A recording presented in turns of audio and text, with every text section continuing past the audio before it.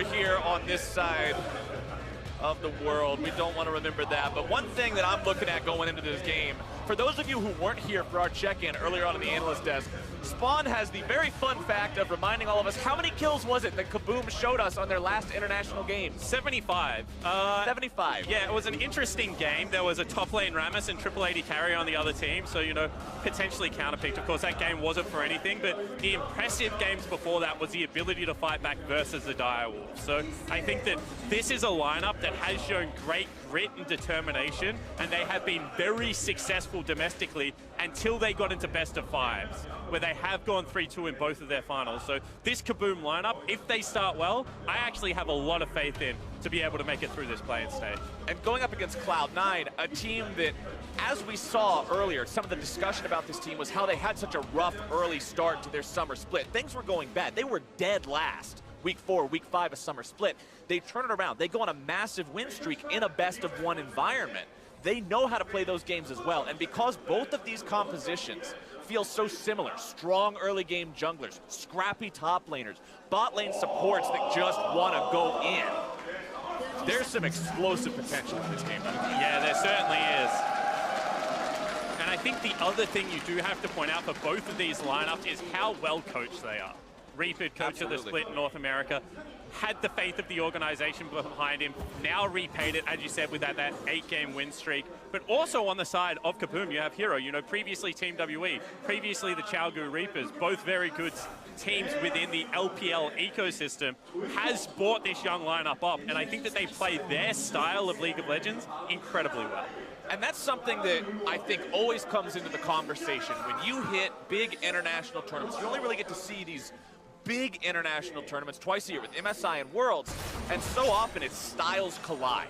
And can you play to your style going up against these different ways of playing League of Legends? And all too often, you see teams try to change up what they're doing to copy what they think is a superior style, but sticking to your guns can just bring you a lot of success. Well, I actually think that's what both of these teams do really well. You know, you've got Sneaky playing things like Quinn, things like Twitch. You know, you've got the Hecarim innovation in the top lane. You have that aggressive jungle position. So I think that Cloud9 certainly have their own style, even in a major region, and KBM at the same time, the aggression, the control around Baron, how quickly they end games once they have picked up that objective. You have to say that they're also willing to stick to their guns and play through that strength as well. Speaking of sticking to your guns, you got to talk about the two guys on your screen right now, Cheaton and Sneaky. The comparison between these two, Sneaky being this long-standing member of Cloud9. Cloud9 has had 6 Worlds appearances in a row now. KBM now being the second team from the CB LOL to appear on the world stage. Well, the first team to appear a second time on the world stage, I should say instead. But both of these players are so critical to the way their teams play. Jensen trading there with Chinkato in the mid lane. And talking about these two, one thing about Chinkato, this guy has some solid stats. He puts up some good numbers, but his kills and assists at 15 minutes are very low. He's a passive farmer in the early game, and I want to see if Cloud9 can exploit that as Blabber decides he wants to invest some time here in the top side. Yeah, it certainly did. Really nice clear out of Blabber. Double Scuttle Crab for the level 3 into the gank top lane. This should work. Let's see if we can find any sort of a summoner spell pop, if nothing else. Zantin's gonna be in some trouble there, taking a lot of damage. Chain's looking to force him back, has to flash away, still loses a lot of the health. Yeah, and I think that was a little bit disrespectful from Zantin. I think he should have just flashed at the start, tried to preserve some of that health, because now he's had to burn all the corrupting pot charges. That wave is gonna push into his turret, and that gank, as soon as you were that far behind the Urgot, was always going to be a successful gank. So now his lane's just in a horrible position. Not to mention, he got him at level 2. He got him before he had the ability to dash away or throw Blabber back into the range of the turret. It was very well timed from him. So Zantin's is just kind of not having the best time. Now 12 CS compared to 23. Of course, he has a few waiting on him there that he'll be able to farm up as Jensen will chase Chinkato down towards the bottom part of the lane here. Ranger moving around, but Jensen low on mana, isn't going to be trying to pursue this fight any further. So this is a good read from Ranger. He knows that the Xin Zhao is a much better Scuttle Crab taker than him. He farms much quicker, however, on the Olaf, and once he sees the CS topside, he knows that there's a Raptor camp up, he knows that there is also Krugs up, and the bottom lane has so much priority, so the Pike's going to get there first. So I think that the ability to duck in, take away that camp, sure, is it the same value as a Flash? Definitely not, but he's going to have to take those small victories to be able to farm this Olaf up and, you know, become that mid-game powerhouse. And when both of your champions revolve around the early and mid-game, I mean, nobody's telling tales about the Xin Zhao and Olaf late-game carry potential. Every single one of those decisions, every single one of those reads will mean that much more, because it means at that critical point in the game, you will be more relevant, you will be more farmed up, and you'll be able to do what your team drafted you to do. As Jensen will utilize the teleport here, coming back into mid lane after going back to base, purchasing the tier. Of course, that's the price break point. Rise wants to make sure he hits. The Victor would love to get the first Hex Tech upgrade when he goes back. Yeah, absolutely would. And I think that the big thing for the Rise is, you know, with the corrupting pot start, now just has such a safe laning phase. You know, with the tier, it's gonna be a gank.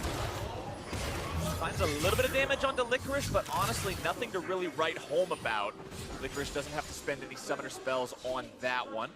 Yeah, Blabber also took a look mid lane, you know, with that 2-second snare, as we said. Very nice hook, however. Oh, Rehab looking to start this one up. Zazel's going to be in some trouble, taken rather low, doesn't blow any summoner spells, none coming out from the other side either.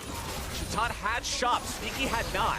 Yeah, that's a big thing. Teleport on the 80 carry is something that, you know, we've seen a lot this year. Sneaky obviously going with the heal. That's why there was no flash coming out of Riev to guarantee that stun and try and follow up for the kill. But the ability to force back and now potentially chunk out Sneaky, this is something that Cloud9 actually did against Team Liquid. They were able to pick up that first kill versus Double Lift. Instead, Riev trying to go for a roam towards mid lane, see if he can catch himself a Jensen. We know Pyke is a very adept roamer, can set up plenty of plays, has a lot of mobility around the map.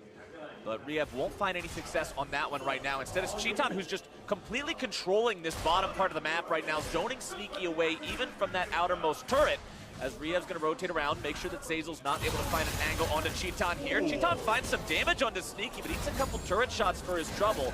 With Zazel back in the lane now, he'll utilize those extra Relic Shield procs to make sure Sneaky can farm up.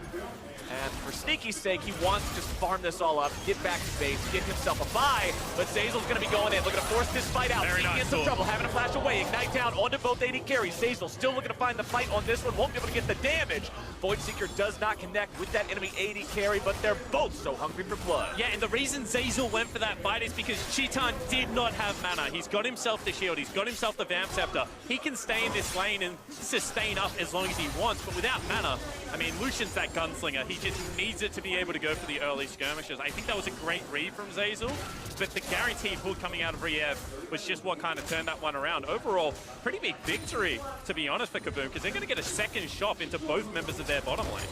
And while they do have the second shop compared to just the one shop, on the side of Cloud9, Sneaky did go back after having farmed up enough to get the BF sword price breakpoint, so it's not as bad as it could be if he would have been shy of that and had to settle for smaller itemization. Wouldn't have been as good if he had to go for long swords or a dagger for that Stormrazor. Back in the mid lane though, Jinkato maintaining a slight EXP advantage over Jensen, who will hit level 7 after 1 or 2 more minions. Don't make a liar out of me. There we go. Rise hits the level 7, and remember, I am still watching, especially Jensen's rotations, being on a champion that has the ultimate that enables that, going up against a player who specifically doesn't get that involved in the fights early on in the game. Can Jensen find an advantage through there? But right now it seems to be KBM, who are trying to set up a play with support and jungler together. Yeah, and I think the fact that Riev has just been out of his lane a couple of times, now picks up the Moby boost even before upgraded tier, just shows what they want to be able to do. They want to be able to team up on the map. Big surprise for me right now is the fact that Blabber is like 3 camps up on a Xin Zhao, who shouldn't be able to out-farm an Olaf at this stage of the game. So, you know, complimented Ranger earlier for his lead, but has spent a lot of time looking for these ganks where Olaf probably not going to be all that successful without the hard CC of maybe, you know, the Pyke coming with him, potentially the Urgon in the top lane, but now that at level 6 is there for Licorice, that's a very hard kill. As you can see, Ranger and Jinkato wanting to rotate over to secure this Scuttle Crab for the side of KBM, only to find that Licorice has already taken the crab and managed to get himself out just in time, right back up to the top lane. This is a couple minions to the turret there. So keep that Scuttle Crab away from your opponents. Always going to be nice. KBM, no play towards the blue buff, just dropping down the ward in that enemy jungle instead. 8 minutes into the game, still no first blood. It's a 300-400 gold advantage for the side of Cloud9, who have found that lead through the farm, the jungle, and the top lane. More violence going down here on the bottom side. Zazel not able to find that ulti that he wanted onto Riev, looking to go in before that enemy support hit level 6. Chitan gets some good damage with the piercing light, but it won't go much further. Yeah, and that was really interesting because Riev was the one starting that up, right? Very confident the fact that he doesn't have ultimate versus double ultimate to look for the fight, but the mobility of Pyke just means he's so hard to tie down. And I think that this bottom lane, you know, being up in CS against the veteran of Sneaky is going to be an important factor, because if you don't make Lucian work at this stage of the game, he's just not working. He is so low mobility, you know, he's going to get blown up, and potentially going to be a gank coming through here from Blabber. The early game vision from both of these teams has honestly been quite good, and just isolated these junglers meant that it is just going to be that farming battle.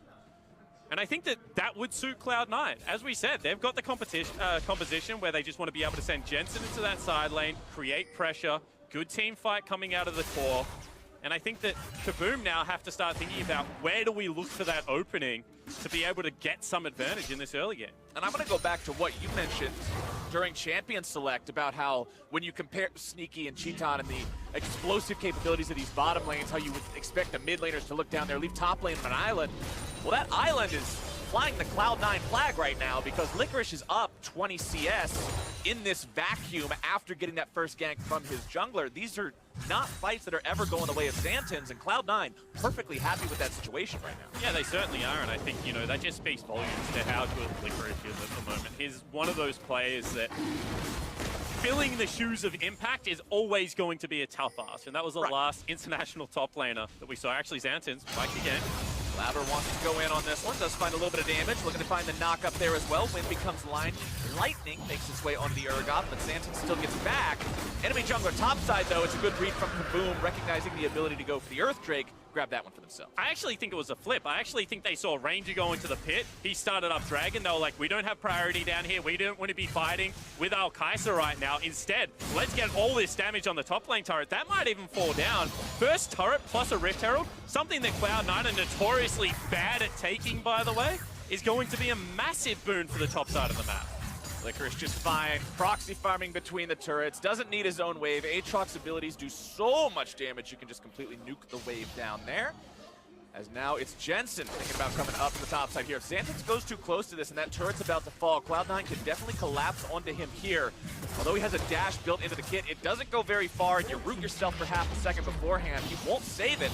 Cloud9 are going to find themselves back-to-back objectives, the turret into the Rift Herald. And you have to really applaud Jensen's map movement there. Didn't pop himself over the wall with the blast plan, go for the gank, because the turret was a real objective, and he knew that would leave Blabber exposed. Actually, they go in. Bottom side is going to be Team CC into the damage, baby. They blow him up, and that is first blood of Worlds over to Cloud9. Yeah, it certainly is, and everything just going Cloud9's favor at the moment. They've got themselves the 2,000 gold lead.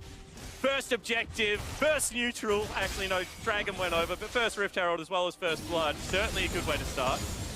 2,000 gold ahead, 12 minutes in. Let's take another look at this from Zayzal. Yeah, and I think that Riev had really been flirting with this play, because he's been able to dash away a couple of times. As soon as you get hit by Zenith Blade and the ultimate is available for the Leona, you're just dead. You see all the follow-up damage that comes out of Sneaky with a Sunlight passive procs, but that's just great, I guess, capitalization on how aggressively this Pyke was playing the laning phase. And this plays into what we talked about. When you've got two supports whose job is go in and kill the other team, once one gets ahead, the other one's game plan becomes significantly more difficult. Well, generally the game plan becomes you're on your own 80 carry, I'm going somewhere else. Yeah, they can't deal with this anymore. So be interesting to see if Riev once again tries to get towards this mid lane. You can see Jinketo is farming up quite okay, and I think that this is probably the last area that they can look to make something happen, because everywhere else is a disaster zone. Yeah, top lane has been broken down. Bottom lane just gave over first blood. Jungle still a slight farm lead for Blabber over Ranger, but not quite as severe as it was earlier. Jensen maintaining that slight farm lead there in the mid lane over Jinketo as well.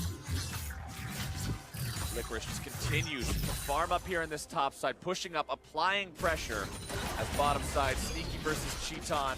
Even, dead even in farm, 124 to 124.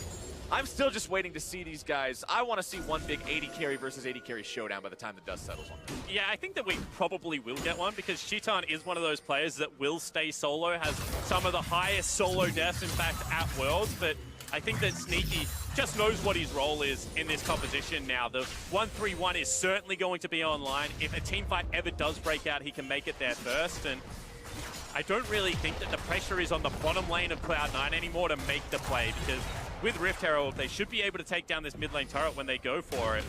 And can see even the pressure out of Zeyzal just to be able to zone away Cheetan from that bottom lane turret.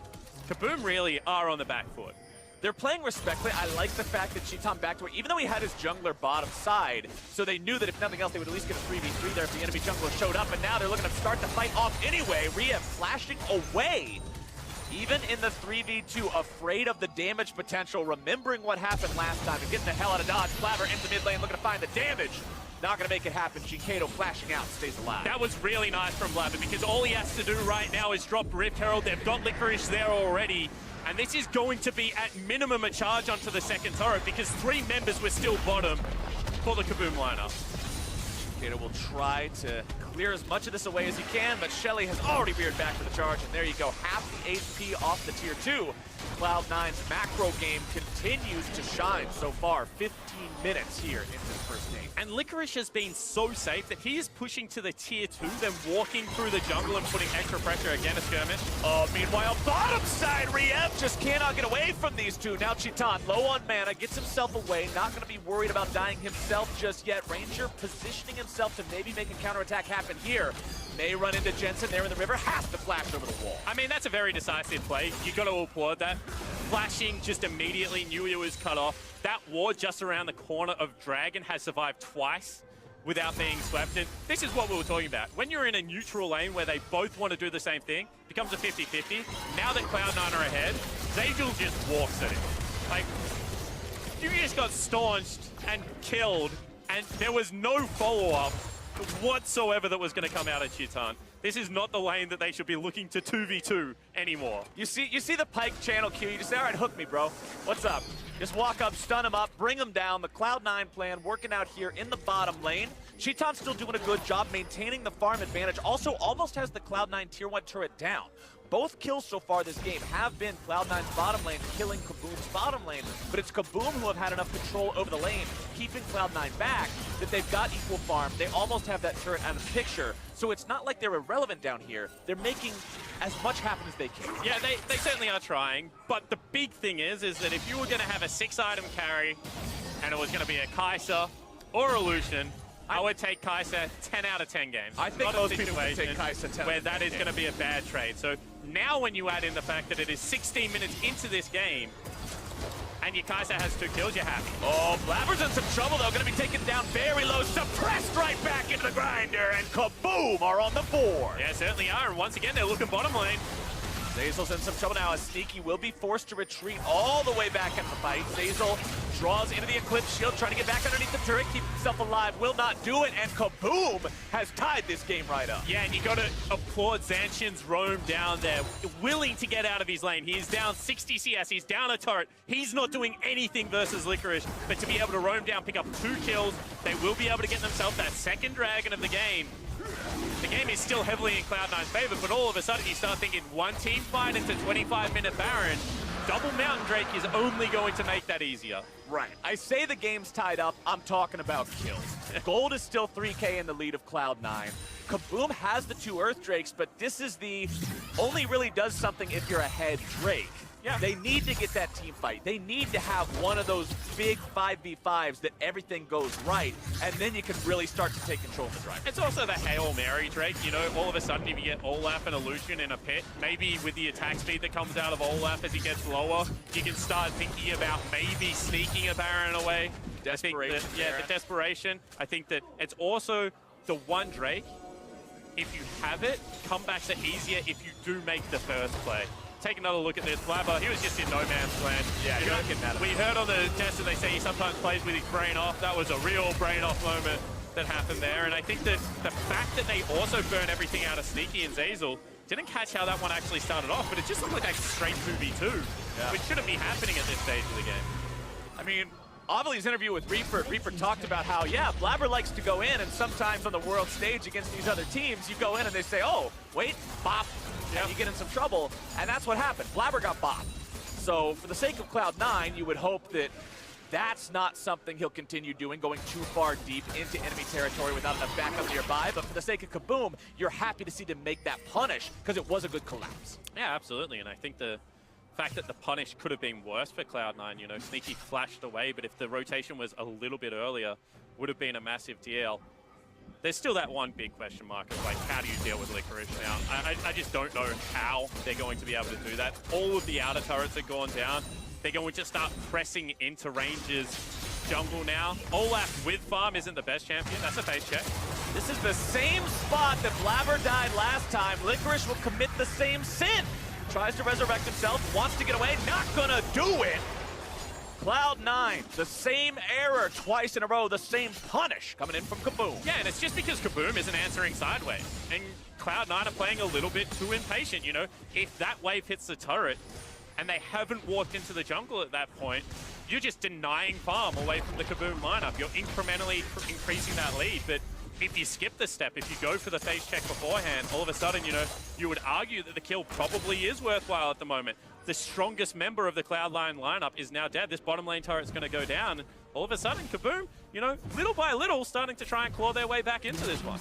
All that work that was done earlier by Cheetan putting so much damage into that turret means Xantins can just walk up, one-shot the thing, put more money into KBM's pockets, and now the gold lead back down to 3K where it was ballooning up a little bit further. So KBM are doing a good job of staunching this bleeding, making sure that lead doesn't become unreasonable. And Zanshin's the one that needs the gold right now. I mean, his lane opponent is 60 CS up over him and has the first turret gold. So the fact that he was a beneficiary of Cheetan's, you know, earlier hard work, as we keep mentioning, is going to be a big deal as this game progresses, because I wouldn't be surprised if, you know, 2,000 of this gold, at least 1,500-ish, is sitting on the top laner right now. You can see he's got himself 2 completed items versus, you know, the 1.5, and he's only going to get better because of those recent buffs towards Aatrox.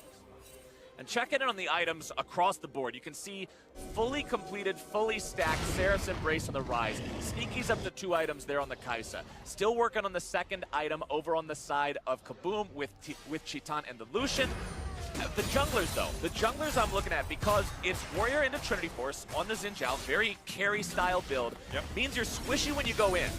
So Blabber's going to have to be very mindful of exactly when he goes in. Righteous Glory almost done for Rangers. Olaf is more playmaking potential there for him, but the Void Seeker's going to find him out, force him away from this Tri-Brush. And again, KBM just seems content sitting back and trying to farm right now. You can see all the wards they're placing down in their own jungle. Yeah, I mean, I think they have to. At this stage, you know, they're going to have to look for 2, probably 2.5 item spikes before they fight. Realistically, Cloud9's probably going to be towards 3 at that stage of the game. And Cheetan, a little bit caught out here. I think a lot of the pressure now actually is going to be transferred to Jinkedo, someone that we haven't seen perform, I mean, brilliantly, I think, so far. But, you know, Victor, when he gets towards the late game, is going to be a legitimate threat. We've got a pretty low kill game overall, 5 kills, 22 minutes. Yeah, certainly not 75. It's not, yeah, it's not 75. We're not on track for that one, but the stat that I mentioned earlier for Jinkedo that was very low for his kills and assists combined at 15 minutes, he averages 1.3, and he's currently 0, 0, and 0. Both mid laners, 0, 0, and 0. Not really contributing to the state of the game too much overall here, but plenty of farm on both of them. 254, 245. The only person doing more than that being Licorice on that Aatrox that has just been free farming in these side lanes the whole time. Cloud9 continues to maintain this tempo advantage, but going up against KBM, man. Remember, this is the team that made their claim to fame 4 years ago, taking down Alliance, and it was Cloud9 that benefited so much from that victory that KBM found. Now, 4 years later, it's 2018. They're both back here on the world stage, and their interests aren't so aligned anymore, my friend. They certainly aren't, and I think that so far we've seen that Cloud9 is willing to slow the pace of the game down. And I think that, you know, if we keep juxtapositioning the pressure that's going to be on each of the lineups, you know, Cloud9, historical, but they've got new players. So I think the slower tempo, I think that the pressure becomes now on KBM to, and once again, they don't have the best engage. There's all these things going against them, but I think they're looking for the play, you know, where is the 25-minute Baron? How can we start these fights? If we get stuck in this 1-3-1 and they just continually take away Ranger's farm, you know, we're going to be tankless in this composition. It is going to be very hard for Zanshin to be able to deal with the side lane, and they have the RNG Drakes on their side. Well, the TP's coming in. Cloud9 have already secured themselves the Infernal Drake. KBM did rotate bodies down here to see if they could do anything about it, but it looks like the call is to just back away. Fighting Cloud9 in open ground isn't really the call when you're 3,500 gold behind, so it's just victory with the Infernal Drake for Cloud9. It's not even the 3,500 gold necessarily. It's, you know, look at the level discrepancy there is in the top lane. 2 levels is worth, you know, the 1,000 gold mark as well. So they're just starting to get in there, and Jensen's just been left alone on this top side of the map. He's continually pushing in. I like the fact that Cloud9 are just sticking to the 1-3-1 grind, you know, making KBM teleport around the map, drag them out. And eventually that means that the young Brazilian lineup probably is going to make a mistake. Cloud9 now trying to control more of the Baron area. 24 minutes into the game means this is becoming more and more of a real possibility as we go on. Usually the super early Barons aren't going to happen that much, but if Cloud9 can set up control around here, if KBM is too afraid to walk past around where you're seeing these control wards right now, Cloud9 could sneak one away. Yeah, absolutely. And I mean, I don't even think they need to sneak it. If they just hold this vision control, the face check is going to have to come through. And right now, Cloud9 would win the team fight. You know, Sneaky's sitting there, 2.5 items. He's spiked on the Kai'Sa, only going to get stronger. When you have a look at Jensen, you know, he's in the exact same boat, looking towards what will be a death cap as a 3rd item. Really is a luxury. That just shows how confident he is that they are going to stay ahead. And talking about Jensen and getting those items, as Licorice goes in pretty hard here onto Xantans in the bottom lane. Chain will not pull him back, but you've got so much firepower on this rise. Let me go down the inventory of KBM right now and read off all the magic resistance items. Okay, I'm done. Yeah, there's none of them. There's none. Not a single thing. Not a shoe, not a null magic mantle, not anything. And that means Jensen, 795 damage to minions. It's not going to be much less to a champion. And he is about to face check, however, so he might be in some trouble. Let's see if KBM can find the punish here. Not going to manage to land the hook onto him. Plenty of damage coming out from Jensen in return. Tries to throw down the Realm Warp. Looking to get himself away, and will do it. Dodging away from the X marks the spot. Still going to be taken down by Ranger. Cloud9 coming in now for the counterattack. Flabber able to find some damage. Cheaton is gone! As now they're looking to continue to fight even further. Ranger's going to be targeted, taken down almost free and barely getting himself away. Shutdown credit over to Flabber, and Cloud9 grab themselves 2 kills. And the first real skirmish of Worlds, and Cloud9 come up so far ahead. Even the HP bars are there for them, and over the wall they go. Oh, they take out another one. It's a killing spree for Flabber. Xantan's going to be the next one on the menu now. The chains come down, the flash goes out over the wall. He goes, still going to be kept alive for now. Chikado looking to chase this one even further. Cleanse too early. Licorice goes over the wall. How you doing? Cuts him down. Xantan's now in some trouble. This could be the last man standing. It's ace for Cloud9. And that should just mean that Baron, you could see that they were looking for the play. They thought they had Jensen out of position, but it just wasn't to be. That gold lead only going to get work, and Cloud9 now breathe that big sigh of relief. KBM win a lot of games through team fights in the mid-game, through being able to pull those off. But Cloud9 says not today. The lead was too much, and it all started with this attempt onto Jensen. And this is what 1-3-1 does. It makes you make poor decisions. And you can see already there's 2 members behind the members of KBM. They're walking up through the jungle. So even if Jensen falls down, which he eventually does, it takes such a long time that this collapse is just already completed, and they're stuck between a rock and a hard place. You know, only bottom lane outer turret is there. There's no escape through the jungle. There's no escape towards mid lane. And strength of Kai'Sa is you can follow up from anywhere, man. That was just a very nice play. That Acer Predator replay really showed off, yeah, you can collapse and find the kill onto one guy, but if it takes too many resources, it still won't work. Cheaton now in some trouble. Cloud9 looking to make this one happen yet again. Rhea barely getting himself away, going to be taken super low, does walk away from that one. Cloud9 expending the Leona ultimate there, but nothing else really thrown into that, as now they've got themselves the Baron buff. They've got everybody alive. They're 7,500 gold ahead, and KBM just has to be on full all-out defense. And that's a little bit of a rush of blood play, to be honest. They saw a couple of people pushed up in a lane. They didn't have the waves to go with it. They went, maybe we can kill them. Flabber hooked up. Has to pop the ultimate to keep himself alive. Is going to be yoinked backwards by the gravity field. Nice pickup there from KBM, getting themselves one for free. Now it might be Sneaky who's in some trouble. Has to use the killer instincts plus the flash to keep himself at bay. Xantan's going into that stasis. Zazel going to be zoning everyone else away on the team. Going to be 1-for-1 overall in this delayed portion of the fight. Licorice wants to come in from the side. Overall, still okay for KBM, who did go even on that trade. But now, can they hold the line any longer? It looks like Cloud9 is going to say, no, sir, not today. Root comes through onto Rhea. It's going to be forced back on that one. Sneaky still full HP, firing away onto this inhibitor, and that is inhib 1 down. So the base is broken. That's the bad news for KBM. They will get a little bit more farm. That's kind of the good news. I don't know if that makes up for losing the inhibitor. I don't think it does either. You know, I'm trying to be the glass half full kind of guy right now. The problem is the Aatrox on your screen. The kind of checklist right now for KBM is Licorice here? If no, we can make a play. If yes, just head for the hill. Get the hell out. Yeah, he's just zoning 3 people. Ranger actually wants to 1v1 him, though. Well, this might not be a get-out kind of play. Can they hit this hook? No, they cannot. Licorice, however, he decides it's time to end their world, and he dunks Riev right back into the brushes as Ranger has to get himself away. Jinkato is now going to be in for a very nasty surprise as Blabber and Jensen show up. The cavalry has arrived, and Cloud9's got 3. And what can I say? They didn't follow the checklist. Even if it is just Licorice, you shouldn't be looking for the play. This is certainly going to be at least a base broken in another position, and Cloud9 right now looks so confident in every play they take. Cloud9 are 5 men strong, Baron buff ready, knocking on the door to top lane, knocking that sucker in. And now they might just be able to push for the win. They still have very long timers on the enemy mid laner, on the enemy jungler. They're on to Nexus turret number 1. It's taken down rapidly. Zazel's starting things off. Cheaton's already out of the game. As Santons will go into Stoneplate mode, but it's only going to buy a couple more seconds. Cloud9 win the first game of Worlds 2018. And I think more importantly for the North American